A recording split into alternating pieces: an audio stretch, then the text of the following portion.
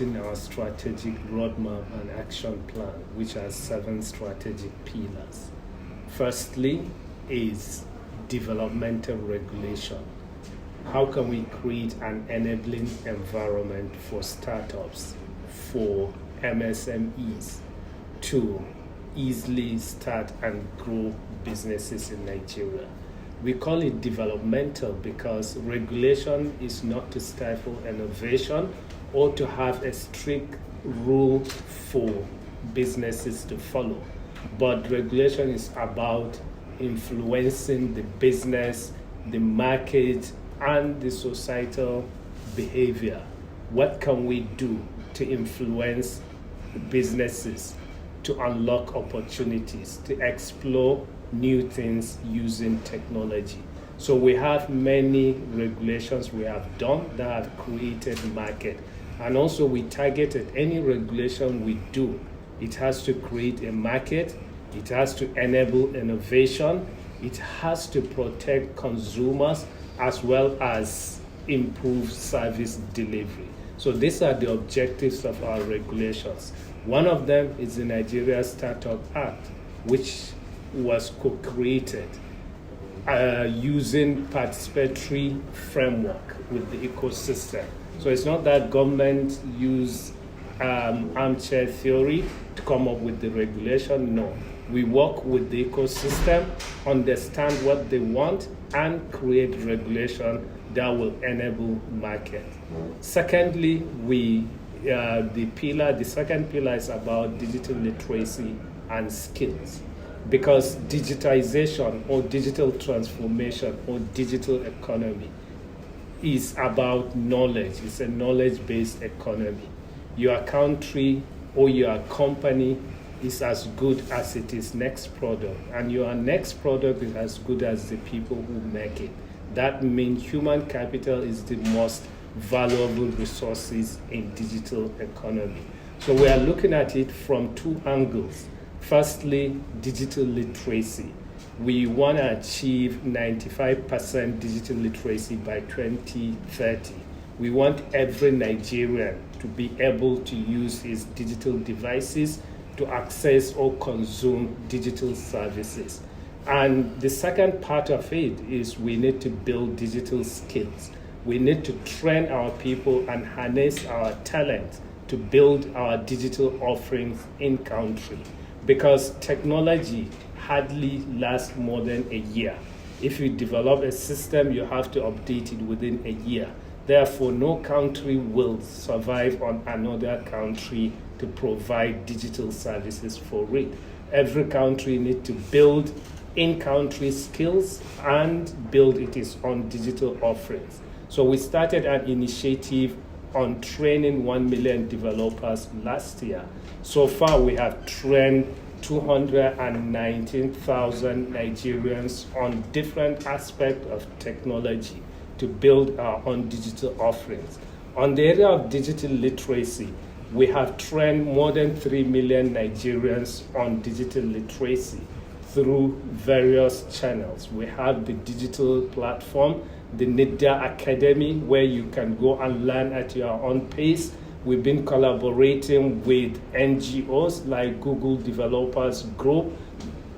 Last year, we trained 150,000 Nigerians through their collaborations.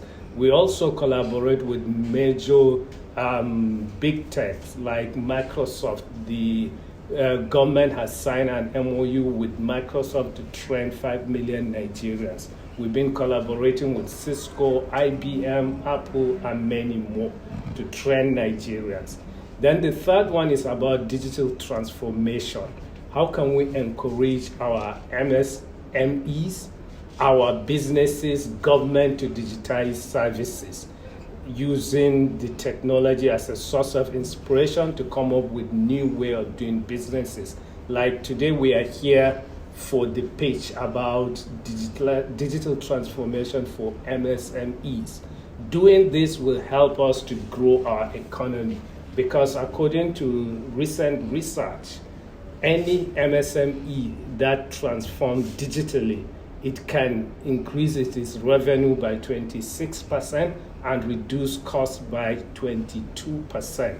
And according to Statista Research, in 2018, digitally transformed enterprises contributed 13.5 trillion US dollars to the global GDP, and it is projected this year to reach 53.3 trillion, more than 50% of the global GDP. Therefore, Nigeria, if we can digitally transform our MSMEs, it can add 26% to our GDP or to the revenue of the MSME. Today, the MSME contribute 43% to Nigerian GDP, which is about 205 billion US dollars. So 26% of this means 53 billion US dollars.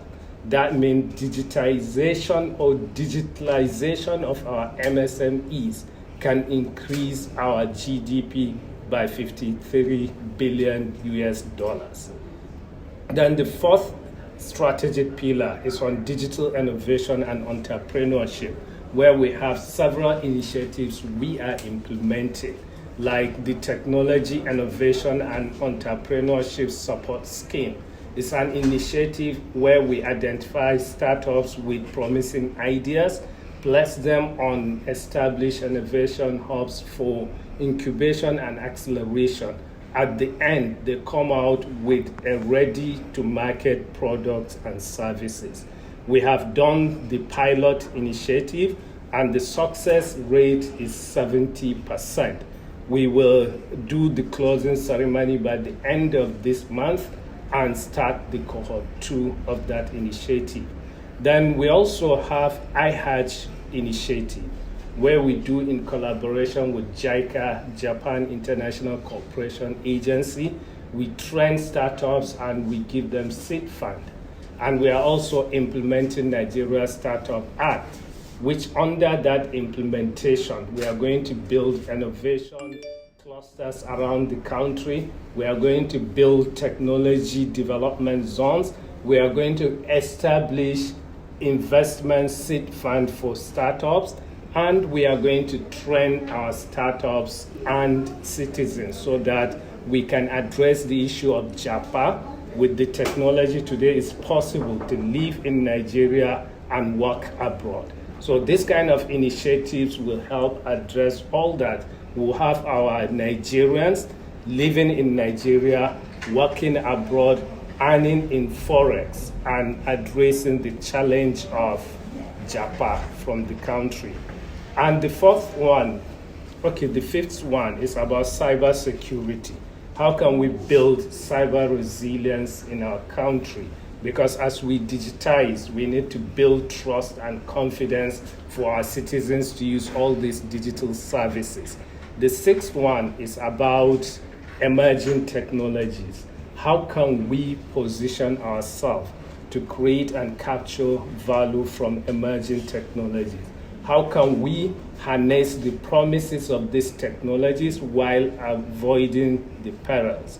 Technologies like blockchain, technology like artificial intelligence, robotics, IoT, we all have policies on how to harness these technologies, and we are implementing those policies so that Nigeria can get or create values from this technology. Some of them are going to add between 1.76 trillion US dollars to 18 trillion US dollars to the global GDP. So Nigeria can benefit from these emerging technologies. Then lastly but not the least is about indigenous content. How can we build our own capabilities to develop our digital offerings?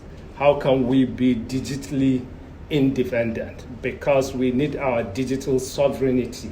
No country today can depend on another country for digital services, because digital is life. Every citizen needs to be connected. We need to connect the unconnected, and everybody needs to be digitally visible. So this is what we are doing to help accelerate Nigerian digital transformation and create jobs in the digital economy. Thank you very much. Thank you very much. The last question. How has the partnership between GIZ, DTC Nigeria, and NIDA helped to bridge the gaps that entrepreneurs have?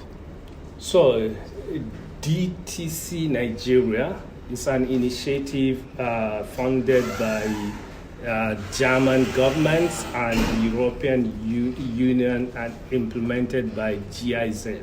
And NIDA is the implementing partner from the Nigerian side.